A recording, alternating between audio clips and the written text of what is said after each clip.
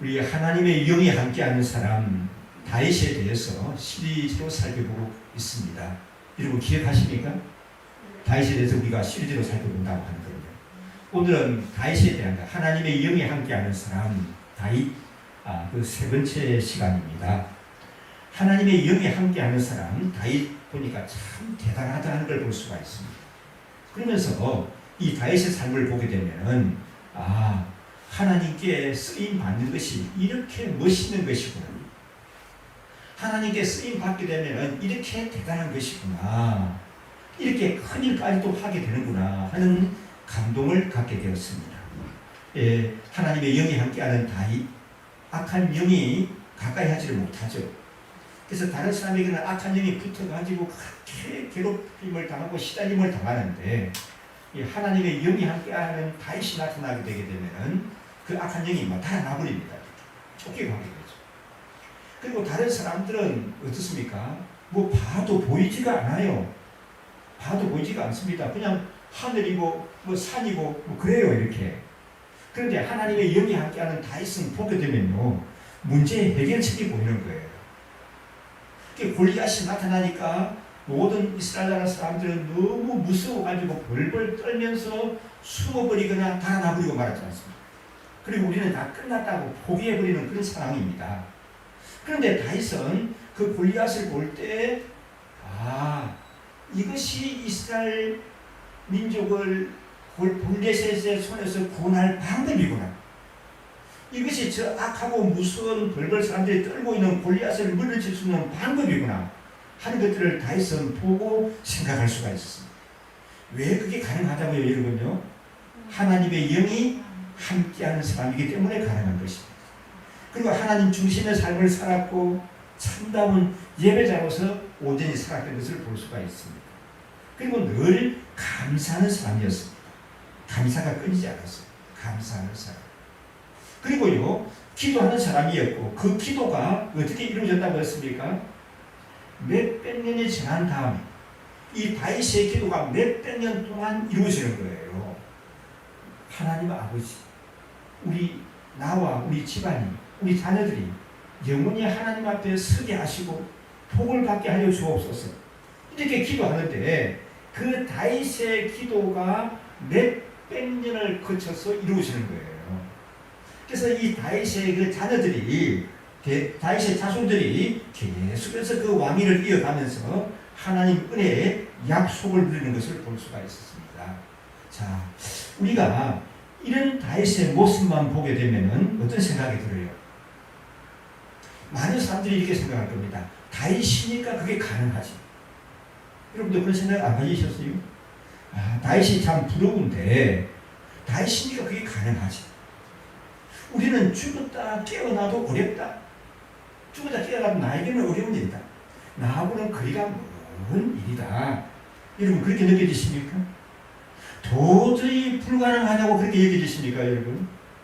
이 다윗에게 일어났던 일, 다윗을 통해서 이루어진 이 놀라운 일들이 나하고는 거리가 너무 멀고 도무지 나하고는 불가능한 일들이다. 여러분 그렇게만 느껴지십니까 여러분요? 우리가 분명히 아셔야 할 것은 이 다윗은 아주 특별한 사람이 아니다? 아니다는 거예요. 분명히 여러분 아십니까? 이 성경은 다윗을 아주 특별한 사람이라고 그렇게 말하지 않습니다. 우리가 이제 그 잘못 이해하시는 것은 그렇게 보시게 되면요. 이 다윗은 아주 특별한 사람이 아닙니다.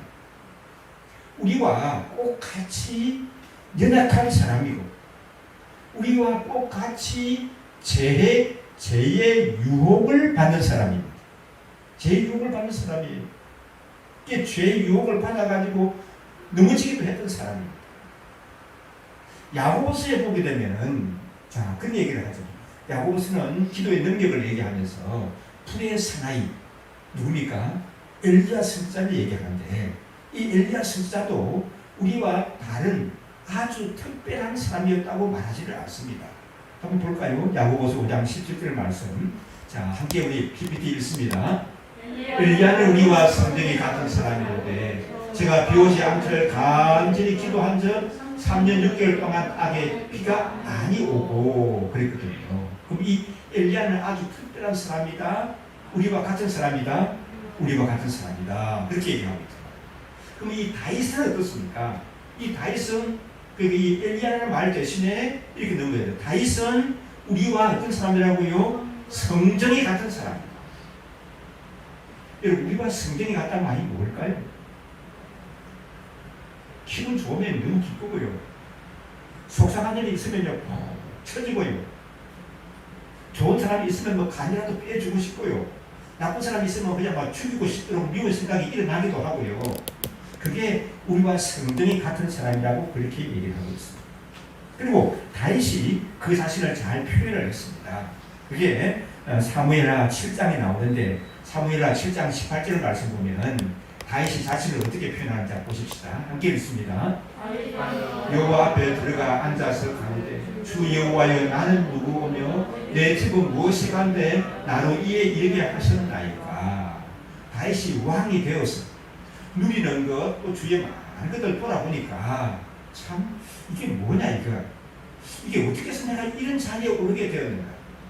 내가 어떻게 해서 이런 은혜를 누리게 되었는가. 이것이 너무 당연하다? 아니다? 뭘로 된 거라고요? 그래서 다시 뭐라고 말합니까? 하나님 아버지, 당연하죠. 내가 이런 은혜를 안 누리면 누가 누리겠습니까? 그런 게 아니라 나와 내 집이 무엇인데 나는 무엇이며 내 집은 도무지 자격이 없습니다. 이런 은혜를 누리고 이런 자리에 앉아있을 자격이 없습니다. 그것이 안 됩니다.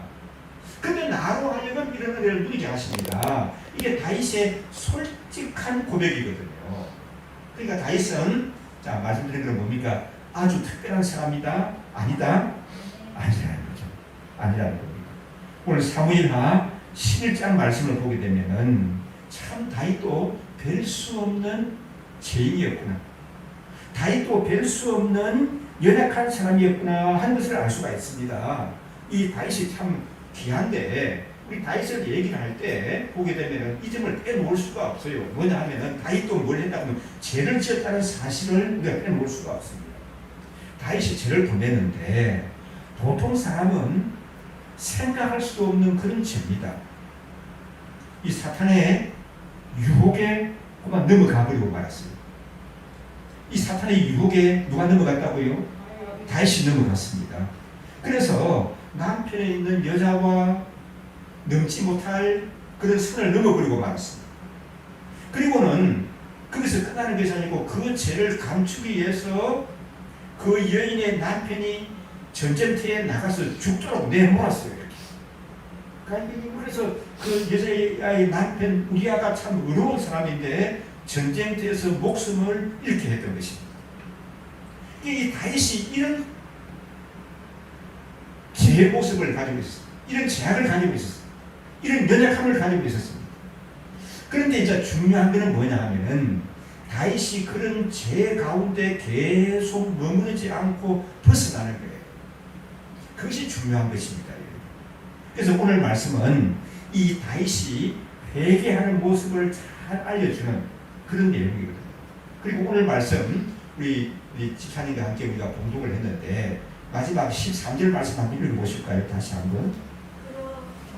자, 13절 말씀. 그리하면 내가 범죄자에게 주의 도를 가르치리니 죄인들이 주께 돌아오리이다. 왜 하나님은 다윗 같은 사람을 통해서 그런 실수를 허용하시고 그런 일을 겪게 했을까 생각하니까 바로 이것이 답이에요. 이 말씀 13절 말씀이 답이에요. 다윗을 통해서 죄인들이 회개하고 주께 돌아오는 길을 가르쳐주고 보여주고 있는 거예요. 그러니까 이 다윗도 이런 흉악한 죄를 지었는데도 회개하고 돌이키니까 하나님이 어떻게 하셨다고요? 받아주신다는 거죠. 누구든지 죄인들이 회개하고 돌아올 수 있는 길을 보여주고 계시는 것입니다. 그래서 이제 시편 이 51편은 굉장히 유명한 시입니다. 다윗의 시 가운데 이 51편은 굉장히 우리에게 은혜를 주는 큰 깨달음을 주는 또 힘을 주는 그런 내용들입니다. 그래서 오늘 이 시편 51편 말씀과 이 시편 51편 말씀의 배경이 되는 것이 사무엘하 11장, 12장 같은 말씀들입니다. 그래서 같이 함께 살펴보면서 은혜를 나누기를 원합니다. 첫째로 생각할 수 있는 것은 뭐냐 하면 죄의 유혹은 누구에게나 찾아옵니다. 죄의 유혹은 사람을 가리지를 않습니다. 맞습니까, 여러분요? 심지어는 누구에게도 죄의 유혹이 찾아왔습니까? 뭐 다윗은 말할 것도 없고요. 누구요? 예수님에게. 예수님에게도 죄의 유혹이 다가오잖아요. 이 오줌의 영이 예수님도 유혹하려고 달려들었지 않습니까? 그러니까 죄의 유혹은 누구에게나 올 수가 있습니다. 그래서 항상 깨어있지 않으면 곤란한 거예요. 이 시대는 그 이전보다 여러분 이 시대는 죄의 유혹이 더 많을까요? 좀 적을까요? 여러분 어떻게 많다는데 쉽게 대답을 하시죠? 이 시대가 너무 악해요. 그러다 보니까 죄의 유혹이 이전과는 비교할 수 없이 너무 많은 속에 있습니다. 그래서 이 죄의 유혹은 그런데 어떻게 한다고요? 누구에게는 달려들지 않는다고요? 누구에게나 달려드는 거예요. 죄의 유혹이. 그렇기 때문에 우리가 항상 깨어있지 않으면 곤란한 겁니다.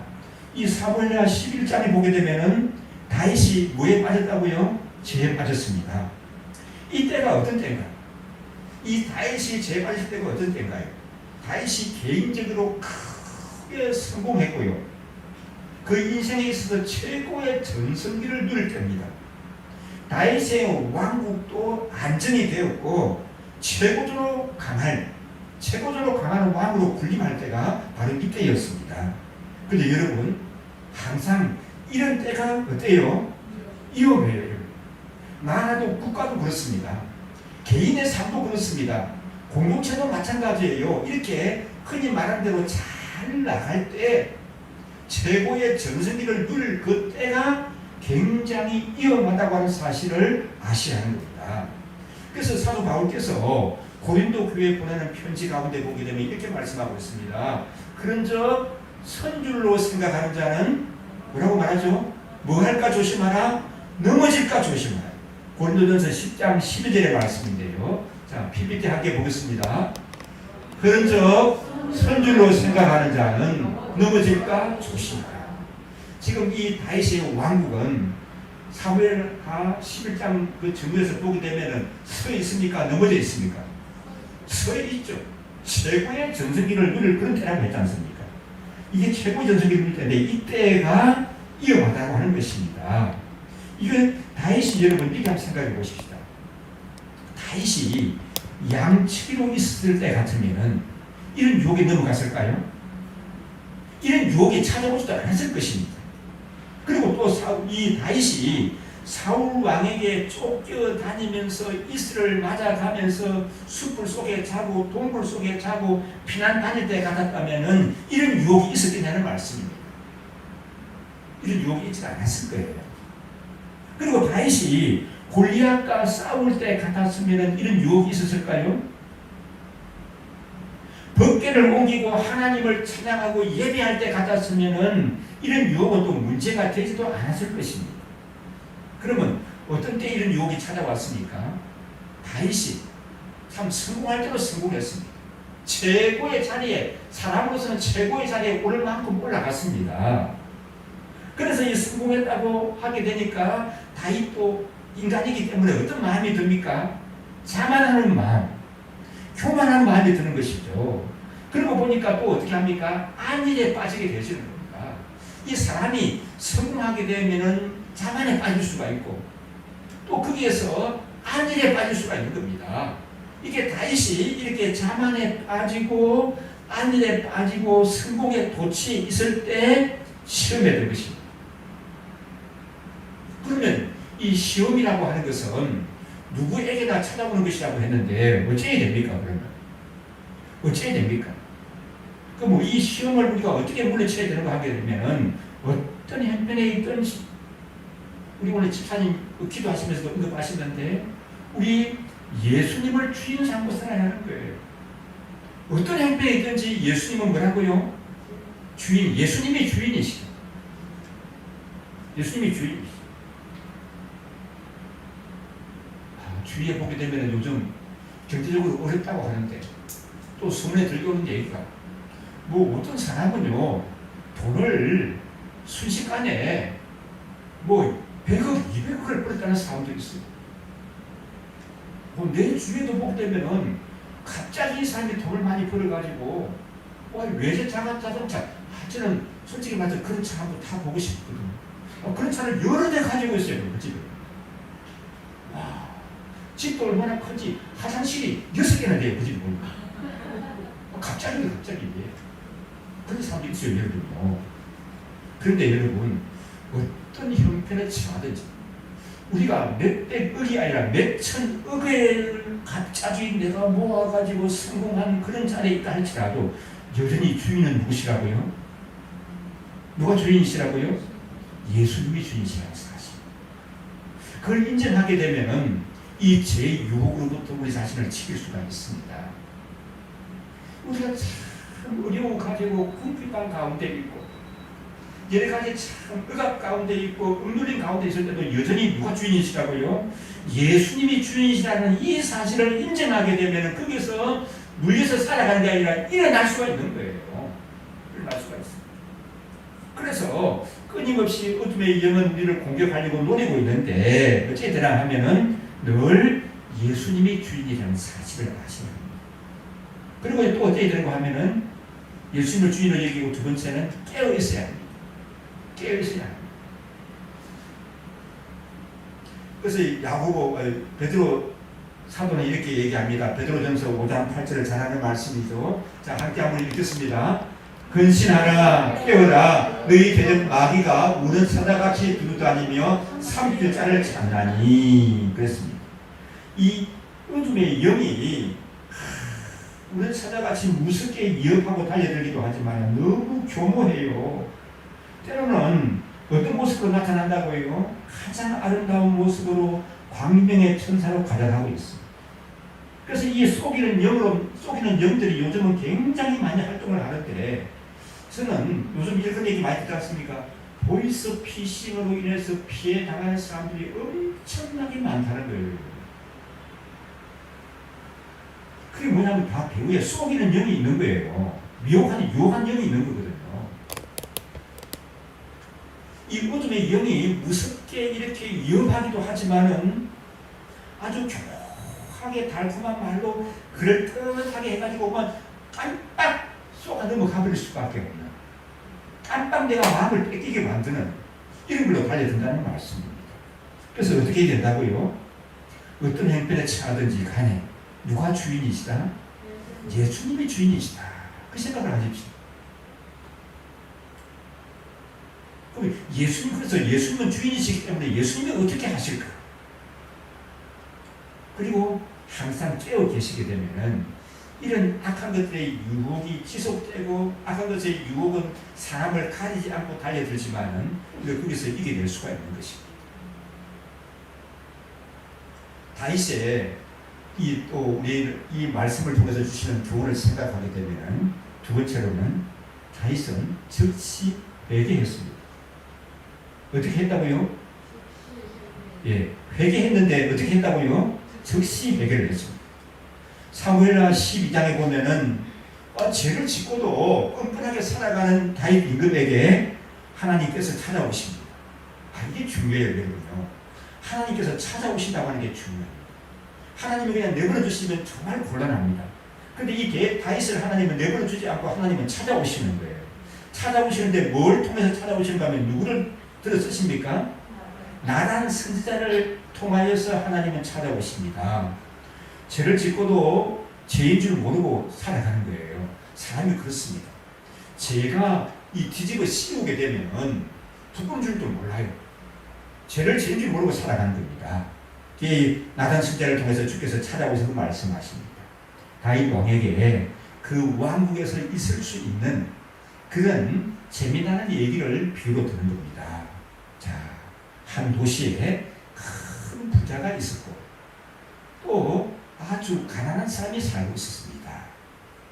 누가 지금 얘기하는 거죠? 나단 선지자가 누구한테? 다윗 임금에게 얘기하는 거예요. 큰 부자는 양과 소가 굉장히 많았습니다. 그런데 가난한 사람은 암양 새끼 한 마리를 기르고 있었습니다. 근데 그 가난한 사람에게 그 암양 새끼는 양이 아니라 뭐예요? 가족입니다. 그 암양의 새끼는 그 암양 새끼 한 마리는 그 가난한 집의 양이 아니라 가족처럼 여김을 받는 그런 귀한 식구와 다른 바가 없는 존재였습니다. 그런데 하루는 그 부자에게 큰 부자에게 손님이 찾아왔는데 부자는 자기네가 가진 양이나 소 중에서 한 마리 잡아가지고 손님 대접하면 될 것인데 이 부자는 자기 것은 손도 안 대고 그 불쌍하고 가난한 사람이 자기 가족같이 여기는 암양을 잡아가지고 손님을 접대했다는 거예요. 가난한 사람에게서 빼앗아가지고 이렇게. 이런 얘기를 하고 있으니까 이 얘기를 지금 누가 듣고 있습니까? 다윗왕이 듣고 있죠. 다윗왕이 듣다가 그 얘기를 듣다가 참지 못하는 거예요. 다윗이 이제 여러분 그분이 일어나는 거 잘 아시죠? 골리앗이 일어나서 막 하나님을 모욕하니까 내가 견딜 수가 없다고 나가잖아요. 이렇게. 그것이 이 얘기를 듣고는 다윗이 견딜 수가 없는 거예요. 세상에 무슨 그런 일이 있을 수가 있냐? 내가 다스리는 왕국에서 그런 일이 있을 수 있다는 말이요? 이 일을 행한 사람은 마땅히 죽어야 할 것이에요. 그런 장면이 나오는데 그게 이제 사무엘하 12장 6절입니다. 함께 한번 읽어보시면요. 자, 함께 읽습니다. 저가 불쌍히 여기지 않고 이 일을 행하였으니 그 양 새끼를 4배나 갚아줘야 할 것이다. 그게 그 사람이 이런 악을 행했단 말이냐? 내 왕국에 어떻게 그런 사람이 있을 수가 있느냐? 그 사람은 살아남지 못할 것이다. 죽어야 할 것이다. 마땅히. 그러면서 그는 이웃을 불쌍히 여기지 않았으니까 또 양을 갚아줘야 되는데 4배로 물어줘야 된다고요? 4배로 갚아줘야 할 것이다. 그렇게 얘기하는 것입니다. 그때 나단 선지자가 얘기합니다. 그때 나단 선지자가 틈을 노리지 않고 얘기를 합니다. 이게 사무엘하 12장 7절, 8절, 9절 계속되는데요. 자, 함께 우리 PPT 읽으시면요. 다윗에게 이르되 당신이 그 사람이라 이스라엘의 하나님 여호와께서 이처럼 이르시기를 내가 너로 이스라엘 왕을 삼기 위하여 내게 기름을 붓고 너를 사울왕의 손에서 구원하고 그 다음에 8절요. 내 주인의 집을 내게 주고 이스라엘과 유다 족속을 내게 맡겼느니라. 만일 그것이 부족하였을 것 같으면 내가 너에게 이것저것을 더 주었으리라. 9절 함께 읽습니다. 그러한데 어찌하여 내가 여호와의 말씀을 업신여기고 나 보기에 악을 행하였느냐. 내가 칼로 옛 사람 우리아를 치되 암몬 자손의 칼로 죽이고 그의 아내를 빼앗아 내 아내를 삼았다. 우리 7절 말씀을 다시 한번 보면요. 나단 선지자가 뭐라고 말하죠? 다윗이 어찌하여 우리 왕국에 이런 일이 있을 수 있다는 말이냐. 그때 나단 선지자가 틈을 노리지 않고 바로 얘기를 합니다. 참 나단 선지자도 멋있죠. 자, 뭐라고 얘기하죠? 당신이 그 사람이다. 당신이 그 사람이다. 와, 이게 왕 앞에 가서 죽으려고 이런 얘기를 했습니다. 근데 다윗이 대단한 건 뭡니까? 이 말을 당신이 바로 그 사람이다. 다윗이 알아듣습니까? 못 알아듣습니까? 금방 알아들어요. 금방 알아들어요. 그러면서 다윗이 보여주는 반응이 12장 13절에 나옵니다. 자, 함께 한번 12장 13절 PPT 읽으시면요. 다윗이 나단에게 이르되 내가 여호와께 죄를 범하였노라 하니 나단이 다윗에게 대답하되 여호와께서 당신의 죄를 사하셨으니 당신이 죽지 아니하려니와. 이 보면은 자 다윗이 어떻게 말합니까? 내가 여호와께 죄를 범한 내가 여호와께 죄를 범한 이게 이러면 뭐 왕의 신분도 체면도 헤아리지 않습니다. 그렇죠? 이렇게 나는 진짜 지력이 있으니까 내가 하나님께 죄를 범했습니다. 그 자리에서 뭐 이 왕관을 벗어버리고 뭐 그냥 그 자리에서 무릎을 꿇는 겁니다. 왕의 신분도 체면도 누가 쳐다보는 것도 국민들이 뭐 매스컴이 뭐 보도하고 하는 것도 전혀 의식을 하지 않고 체면을 헤아리지 않고 내가 죄인, 내가 여호와께 죄를 범하였습니다. 아주 솔직한 고백을 하는 것이죠. 어떤 변명도 여기에 섞여 있지 않습니다. 그렇죠, 여러분? 어떤 변명도 섞여 있지 않습니다. 내가 여호와께 죄를 범하였다. 내가 여호와께 죄를 범하였다. 그렇게 말합니다. 그리고 이 51편을 보게 되면 50편 이 다윗의 회개하는 장면이 잘 나옵니다. 회개는 자주 말씀드립니다만 이 세 가지 요소가 갖춰져야 진정한 회개가 되는 겁니다. 어떤 요소라고 말씀드리죠? 지, 정, 의가 있어야 됩니다. 지적인 요소와 이 정서적인 뉘우침이 있어야 되는 것이고요. 의지적인 결단이 있어야 이게 진정한 회개라고 보는 겁니다. 그러면 다윗이 이렇게 내가 여호와께 죄를 범하였습니다 이렇게 고백하는데 이때 심정을 잘 기록하고 있는 게 뭐라고 여러분요? 시편 51편이라고 합니다. 여기서 그러면 다윗이 어떤 지정의를 갖추는가 하는 것들을 우리가 살펴볼 수가 있을 것입니다. 그래서 이 죄를 지적인 요소가 필요하다고 했는데 죄를 알아야 되는 거예요. 아, 이것이 죄고 이래서 이게 죄고 이것이 하나님 앞에 죄가 되는 것이라는 걸 알아야 되는 겁니다. 그리고 그 죄를 뉘우쳐야 되는 거예요. 이게 정서적인 요소입니다. 이게 지정의가 포함되어 있다는 게. 그럼 의는 어떤 것입니까? 의지적인 요소는 돌이켜야 하는 거예요. 거기서. 자, 죄를 깨달아 알았습니다. 그리고 죄를 뉘우칩니다. 눈물, 콧물 흘리면서 막 울고 막 눈물을 흘리면서 뉘우칩니다. 근데 거기서 끝나면 이건 온전한 회개가 아니에요. 뭘 해야 된다고요? 돌이켜야 됩니다. 돌아가야 되는 거예요. 돌아가야 되는 거예요. 왜 이런 회개가 필요한가 하게 되면은 왜 회개가 이렇게 해야 되는가 하게 되면은 우리 성경에 나타나는 여러 사건들을 통해서 예를 좀 들 수가 있습니다. 여러분 예수님의 제자 가운데 베드로가 있고 가룟 유다가 있습니다. 공통점이 뭐죠? 예수님의 제자이죠. 둘 다 예수님을 어떻게 했습니까? 부인하고 배반했습니다. 둘 다. 이게 공통점이죠. 근데 베드로와 이 가룟 유다의 차이점이 뭔지 아십니까? 베드로는 죄를 알았어요. 자기가 예수님을 부인했다는 것을 알았습니다. 그리고 어떻게 합니까? 가슴을 치면서 통곡하고 뉘우치죠. 그렇습니까? 안 했습니까? 베드로가 닭이 울기 전에 세 번 내가 나를 부인하라는 말씀이 생각나서 가슴을 치면서 통곡하고 울지 않습니까? 근데 이게 거기서 베드로가 그쳤다고 하게 되면 이 베드로의 온전한 회개가 아니에요. 베드로가 여기서 그친 것이 아니라 베드로는 어떻게 하냐면 주께로 다시 돌아갔습니다. 그렇죠, 여러분요? 주께로 다시 돌아가서 다시 사도로 세움을 받게 되고 예수를 만나서 회복이 되고 소명이 다시 주어지지 않습니까? 그래서 아마 제가 생각에는 그래요. 베드로가 예수를 부인했던 것 때문에 더 미안해서라도 앞으로 그 남은 여생은 더 열심히 주님께 충성하고 헌신하고 봉사하는 것을 볼 수가 있어요. 부인했다는 게 잘하는 게 아니라 좀 허물이 있는 사람이 용서를 받게 되면 더 잘하지 않습니까? 베드로가 그래서 더 잘했다고 생각이 돼요. 근데 가룟 유다는 어떻습니까? 가룟 유다는 자기가 은 30에 예수님을 팔아먹은 것이 잘못된 것이라는 것을 알았습니까? 알았어요. 알았어요. 그리고 가룟 유다도 어떻게 하죠? 가슴을 치면서 애통했습니다. 그렇죠? 그러니까 돈이 근데 안 받는단 말이야. 돌려주겠다 이거 하면서 돈을 막 갖다가 다시 돌려줬지 않습니까? 그런데 가룟 유다는 거기서 그쳤습니다. 주께로 돌아가지 않았어요. 돌이키지 않았습니다. 그러니까 보면은 자, 이 진정한 회개는 세 가지 요소가 있어야 된다고 하죠. 지적인 깨달음이 있어야 하는 것이고 죄에 대한 알미 있어야 되는 거고 그 다음에 정서적인 뉘우침이 있어야 되는 것이고 의지적인 결단이 있어서 돌이켜야 된다고 했죠. 그럼 베드로는 이 세 가지가 다 충족이 되었습니까? 그렇죠. 가룟 유다는 어디서 끝난 거죠? 정서적인 뉘우침에서 끝나고 말았습니다. 의지적인 결단을 내려서 죽게 돌아가는 모습이 없었습니다.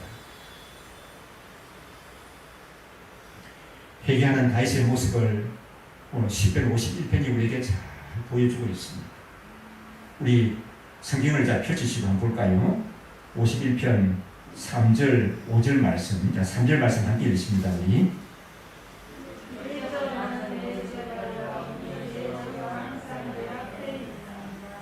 자기가 굉장히 근본적으로 재미나게 얘기하죠. 내 죄를 압니다.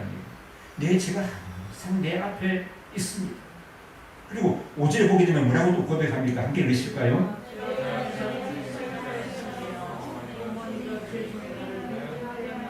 예, 내가 제약 중에 잉태되었다. 제약 중에 잉태다. 내 어머니 뱃속에서부터 나는 죄인이었어. 근본적으로 죄인이었습니다. 이렇게 뉘우치는 것뿐만 아니라 또 이 시편 51편이 귀한 것은 뉘우치는 것뿐만 아니라 간절히 하나님의 은혜를 구하는 것을 볼 수가 있어요. 이 회개도 여러분 하나님의 은혜를 주셔야 가능한 겁니다. 아시겠습니까, 여러분요?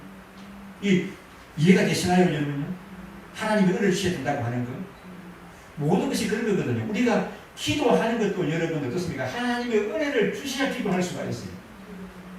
우리가 하나님의 예배의 자리에 나오는 것도 하나님의 은혜를 주셔야 되는 거거든요. 내가 내 의식인 결단으로 다 된다고 생각하면 곤란해요.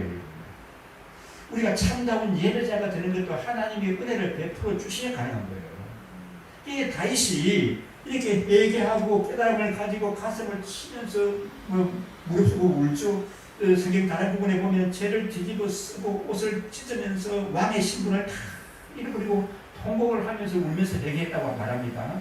그런 정도가 아니고 그런 애통하는 정도가 아니라 간절히 하나님의 은혜를 구하는 것을 볼 수가 있어요. 우리 10절 말씀 한번 보실까요? 51편 10절 말씀 함께 읽습니다.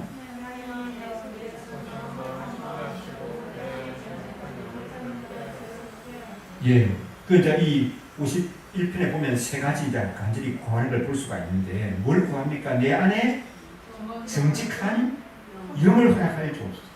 내 마음에 정한 마음을, 내 속에 정한 마음을 주옵시고 내 안에 정직한 영을 새롭게 하여 주옵소서.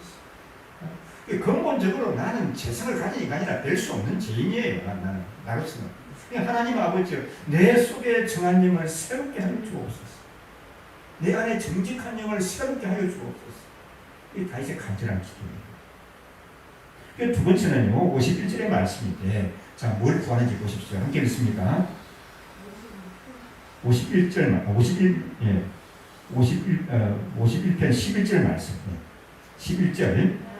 나를 주 앞에서 쫓아내지 마시며, 예, 구하는 게 뭐죠? 주의 성령을 나에게서 거두지 마옵소서. 주의 성령을 나에게서 거두지 마옵소서. 주의 성령이 떠나가시게 되면은 참으로 헛될 수밖에 없다는 것을 압니다. 찬송가 가사에 보면 이렇게 있죠. 주 떠나가시면 내 생명 헛되네. 주 떠나가시면 내 생명 헛되네. 이 다윗이 너무 잘 압니다. 누구를 보고 잘 압니까? 누구를 보고 잘 알아요? 사울왕을 봤지 않습니까? 사울왕이 교만해가지고 하나님께 대적하게 되고 하나님께 불순종하고 하나님을 저버리게 되고 주의 영이 떠나가게 되니까 사울이 얼마나 비참해집니까? 주의 영이 떠나가니까 악한 영에 시달리는 사울을 봤습니다.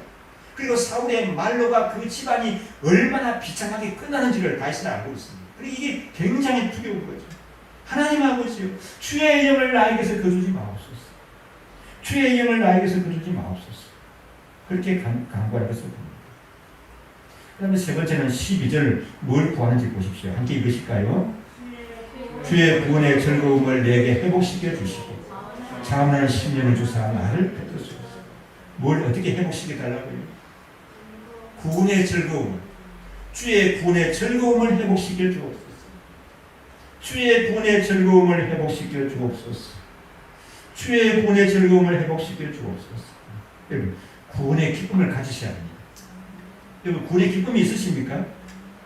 이 구원의 기쁨이 없으면은 참 우울해요.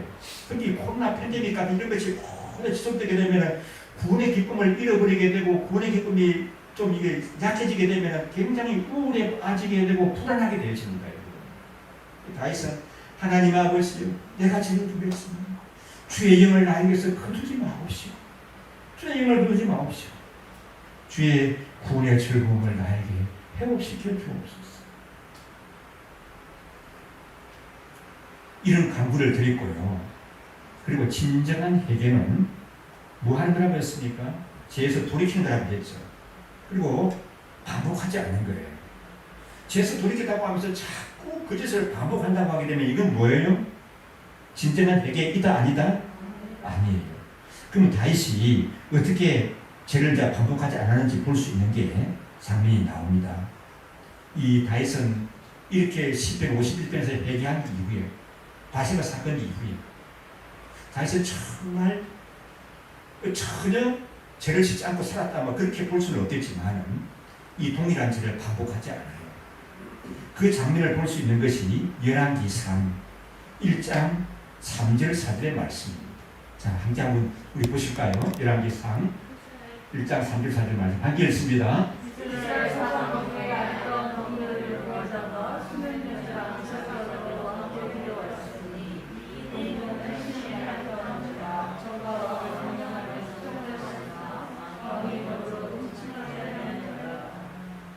다윗이 이제 나이들은 늙어가니까 잠자리를 좀 까칠하게 해야 된다. 다윗의 몸을 태워야 한다고. 그 많은 왕들이 그 시대에 많은 사람들이 쓰던 그런 방법이죠. 그래서 제일 예쁜 그 수녀 여인입니까? 이름이 뭐라고요? 아비삭이라고 하는 처녀, 예쁜 처녀를 데려다가 이 다윗을 시중 들게 하는데, 그러나 다윗은 뭐 하지 않았더라? 동침하지 않았다. 그러나 다윗은 잠자리를 같이 하지 않았다. 그 여인이 다윗의 시중을 들긴 했지만 왕이니까 다윗이 그 여인과 아비삭과 잠자리를 같이 하지 않았더라. 그렇게 성경은 기록하고 있습니다. 이 죄는 돌이키고 반복하지 않는 거예요. 그래서 이 다윗의 온전한 회개의 모습을 볼 수가 있습니다. 세 번째로 오늘 본문에서 또 생각할 수 있는 것이 뭐냐 하게 되면, 회개하는 자에게는 하나님이 놀라운 은혜를 베풀어 주십니다. 여러분, 유명한 말이 있습니다. 어떤 말씀이냐 하면, 사람이 왜 지옥에 갑니까? 죄를 지어서 지옥에 가는 것이 아니에요. 굉장히 무슨 전 얘기를 다 하지 목사가 할지 모르겠습니다. 여러분, 죄를 지어서 지옥 가는 것이 아닙니다. 그럼 지옥 가는 사람 왜 지옥 가는지 아십니까? 회개하지 않아서 지옥 가는 거예요. 맞습니까, 여러분요? 죄를 지어서 지옥 간다고 하게 되면은 다 지옥 가게 되겠죠, 그죠? 근데 왜 지옥 간다고요? 회개하지 않아서 지옥 가는 거예요. 회개하지 않아서. 그래서 이 회개하는 심령을 하나님은 회복시켜 주시고 은혜를 주십니다. 그래서 이 회개하는 심령에게 어떤 은혜를 주시는가 하는 것을 우리가 살펴볼 수가 있는데, 이사야 1장 18절의 말씀, 우리 잘 아는 말씀이죠. 자, 함께 한번 암송하시는 분은 암송하시고 PPT 함께 있습니다. 여호와께서 말씀하실 때, 오라 우리가 서로 변론하자. 너희 죄가 주홍같이라도 눈과 같이 이어질 것이고 진홍같이 붉을지라도 양털같이 되리라. 여기서 이 이사야 1장 18절에서는 죄가 색깔이 어떻다고요? 끔다고 합니까? 붉다고 얘기합니까?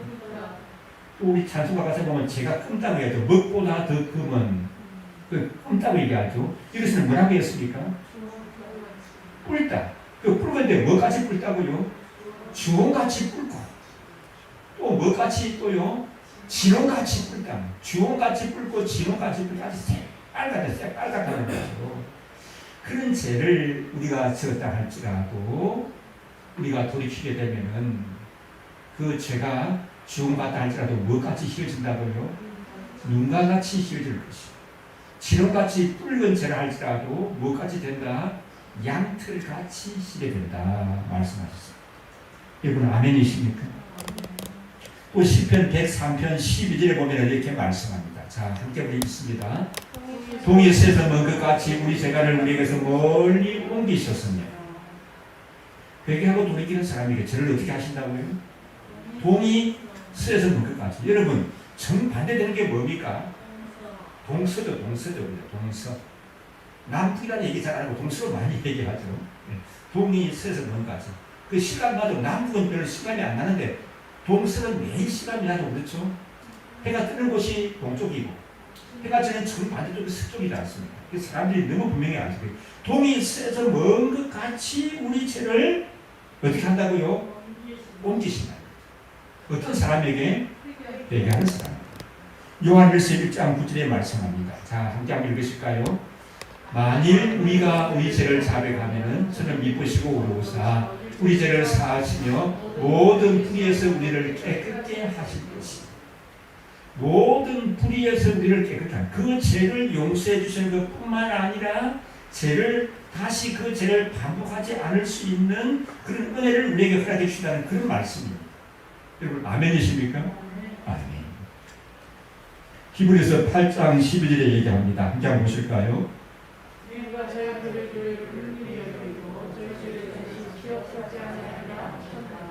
어떻게 하신다고요? 그 죄를 다시는 어떻게 하신다고요? 기억지 않아요. 우리가 진정으로 회개하고 돌이키게 되면 그 죄를 다시는 기억지 않으신다고 말씀합니다. 여러분, 다윗을 성군이라고 칭하는 이유가 여기에 있는 거예요. 그가 죄가 없는 사람이었기 때문에 아니라 뭐 하는 사람이었다고요? 회개하는 사람이었어요. 하나님의 영이 함께하는 사람이 때로는 시험에 빠질 수도 있고 연약해질 수도 있습니다. 그러나 하나님의 영이 함께하는 사람은 어떤 사람이죠? 뭐 하는 사람이라고요? 회개하는 사람이 되어야 하는 것이. 오늘날 이 시대는 제 유혹도 많이 있지만 제 유혹이 많이 있기 때문에 우리가 알게 모르게 지은 죄들도 참 많이 있는 것을 볼 수가 있습니다. 우리 심령이 다시 기도하는 것과 같이 이렇게 내 속에 정한 영을 새롭게 하려 주옵소서. 주의 성령을 거두지 마시고 구원의 기쁨을 회복시키시고 주의 은혜 가운데 붙들어 주시옵소서. 주님을 의지하면서 우리 범사에 참 모든 것이 예수님이 주인이 되라는 이 사실을 인정을 하고 깨어 살아가는 그런 저와 여러분 되시나 주옵습니다. 함께 우리 마음을 모아서 합심해서 기도하기를 원합니다. 하나님 아버지, 나에게 참 회개할 수 있는 그런 믿음을 허락하여 주옵소서. 회개의 영을 나에게 또 부어 주시옵소서. 그래서 다윗이 고백하고 또 뉘우치고 돌이켰던 것처럼 내가 하나님 아버지여 그런 온전한 믿음의 삶을 살아가는 그런 하나님의 사람 되게 인도하여 주시옵소서. 내 죄를 깨닫게 하여 주옵시고 여기서 돌이키게 하여 주옵시고 또 변화된 하나님의 사람으로 살아가는 그런 은혜가 더하게 인도하여 주시옵소서. 함께 우리 합심해서 기도하겠습니다.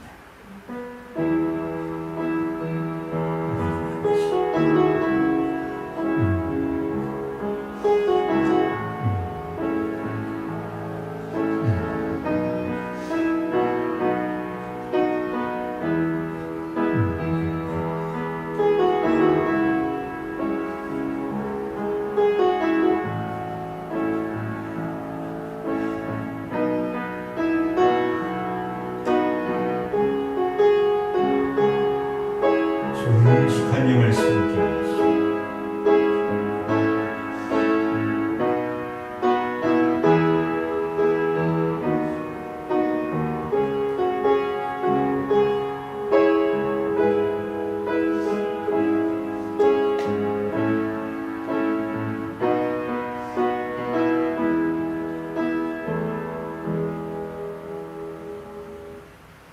아버지 하나님, 하나님의 영이 함께하는 사람들을 살펴보는 가운데 오늘은 참 우리 다윗의 모습을 살펴보면서 별 수 없는 죄인이었고 또 연약한 인간이었다고 하는 모습을 살펴봅니다. 그런데 그는 죄의 유혹에 빠지기도 했지만 그러나 그 죄에 머무르지 않고 돌이키고 하나님의 은혜를 구하면서 나아가고 회복되었던 것들을 봅니다. 하나님 아버지, 우리도 끊임없이 수많은 죄의 유혹 속에서 살아가고 있고 또 많은 죄악 속에서 살아가는 그런 심령들입니다. 아버지 하나님, 이 다윗의 기도와 같이 우리에게 정직한 영을 새롭게 하여 주옵시고 그래서 죄를 깨달아 알게 하여 주옵시니 그 죄를 뉘우치며 회개하고 돌이키는 심령들이 되게 하여 주옵시고 주의 성령을 거두지 마옵시고 그래서 늘 회복되며 구원의 기쁨으로 채우시는 그런 역사 가운데 인도하여 주시옵기를 원합니다. 하나님 아버지, 우리 모든 심령들에게 회개하는 심령을 허락하여 주옵소서. 주의 은혜로 함께하여 주시옵소서. 죄를 죄로 깨달아 알게 하여 주옵소서. 돌이키게 하여 주옵소서. 그래서 하나님의 은혜 안에 거하는 그런 심령들 되어지게 인도하여 주시옵소서. 감사드리옵고 예수님 이름으로 기도드리옵나이다.